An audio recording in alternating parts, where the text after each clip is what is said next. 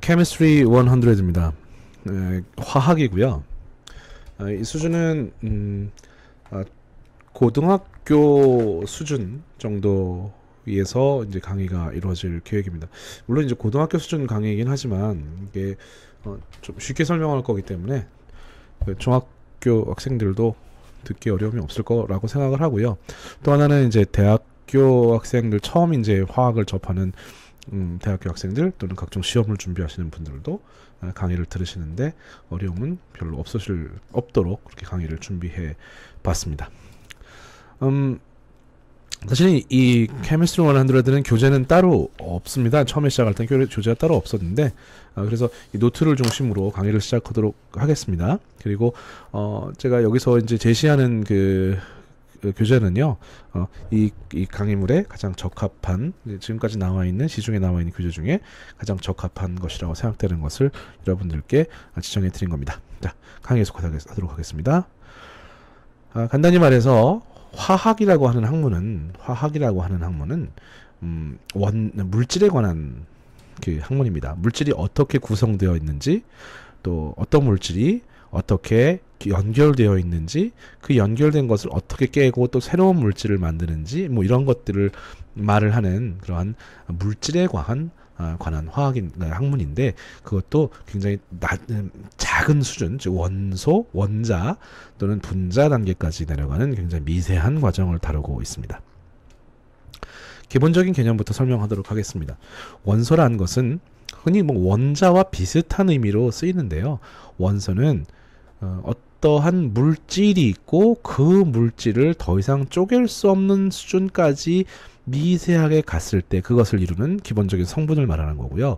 원자라는 것은 어떤 그 가장 작은 물질들을 뭐 의미합니다. 그러니까 이것은 원소는 그 엘리멘트라는 것은 그 구성물, 물질을 그 물질이라고 하는 것을 우선 그 전제 조건으로 하고 있습니다.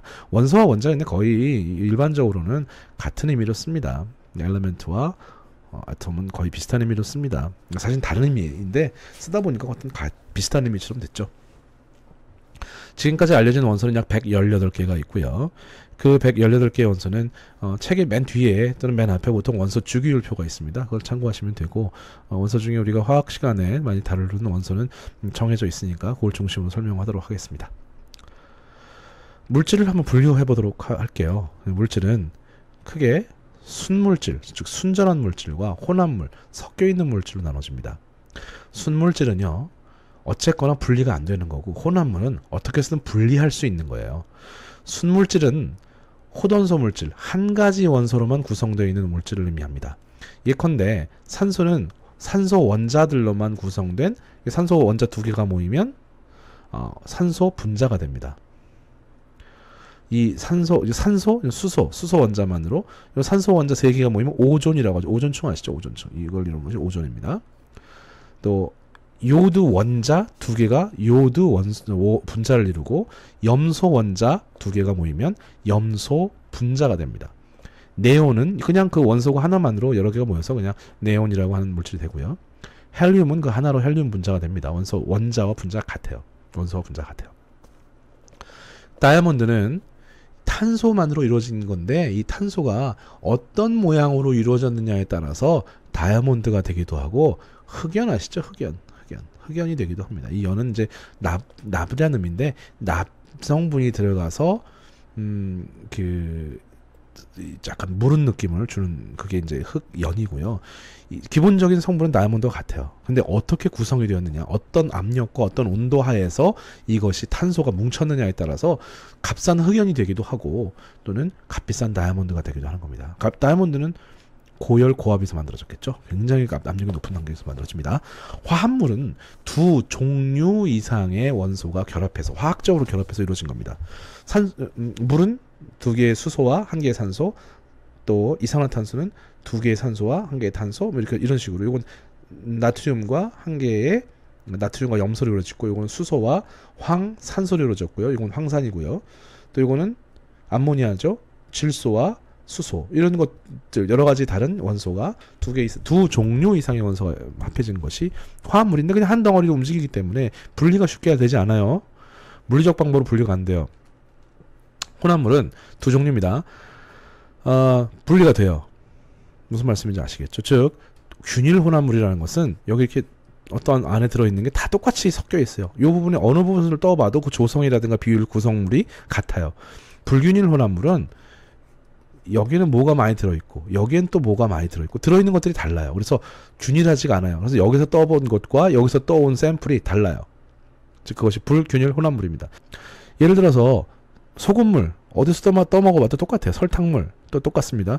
제대로 잘 섞여야 좋은 합금이 되죠. 그래서 공기, 소금물, 설탕물, 합금 등이 균일 혼합물이고 이거 오타네요. 흙탕물입니다. 흙탕물, 우유, 현무, 돌 같은 경우는 그 어떻게 형성되느냐에 따라서 위치가 다 다르거든요. 혈액도 그렇고 담배 연기도 보면 담배가 뭐 무수하게 있지만은 어느 부분은 많은 있는 성분이 있고 어느 부분은 적은 성분이 있겠죠. 이런 식으로 균일한 것과 불균일한 걸로 혼합물을 나눠줍니다. 자, 원자에 대해서 설명을 하도록 하겠습니다. 원자는 돌턴이 질량 보존의 법칙이라든가 일정 선분비 법칙을 설명하기 위해서 제안한 법칙입니다. 그래서 이 법칙에 의해서 배수 비례 법칙을 발견하게 되는데요.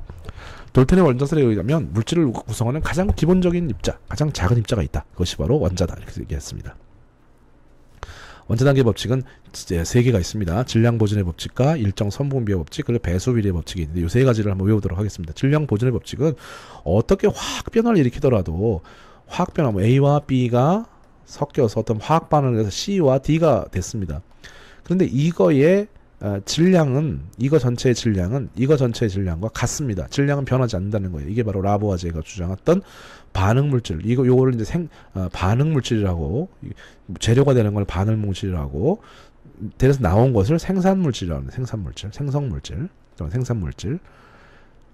이 두 개가 양쪽의 질량은 같다. 이거의 질량과 이쪽의 질량 같다. 이런 것이고, 일정 성분비 법칙이라는 것은 한 화합물을 구성하는 성분 원소의 비가 같답니다.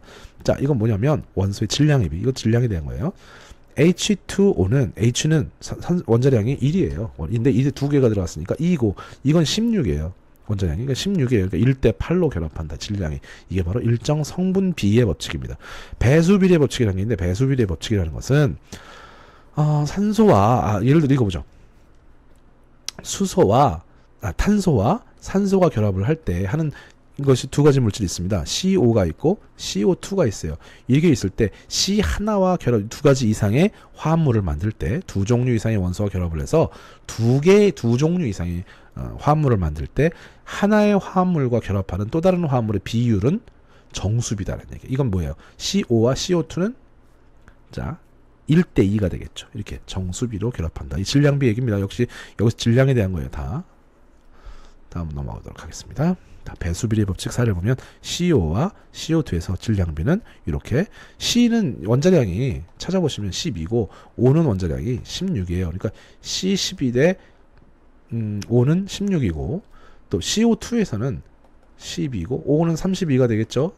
두 개가 들어가니까 그럼 이것은 16대 32, 즉 이건 1대2의 비율이다. 이렇게까지 안 보더라도 이거 두 개만 보면 되잖아요. 1대2로 되더라. 이해되셨죠? 여기 CO는 여기 뒤에 1이 생략되어 있는 거예요. 1은 항상 생략합니다.